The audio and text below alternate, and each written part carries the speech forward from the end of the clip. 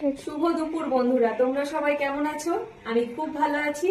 আজ আমার কাকু আসছে সেই বর্ধমান থেকে, তাই আজকে কি রান্না করেছি তোমাদের দেখাই। এদিকে ভিডিও কর। ভাত, এটা হচ্ছে ডাল, ডালটা একটু হালকা করেছি। এটা হচ্ছে একটু শাক করেছি, তোমার একটু বাদাম দিয়েছি শাকে, আর একটু পোস্ত।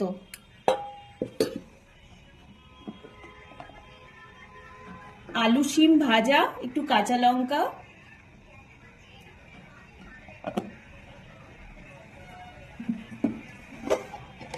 এটা হচ্ছে চিকেন, চিকেন কষা, আর এটা হচ্ছে মাটনের গ্রেভি ঝোল যেটা বলো তোমরা,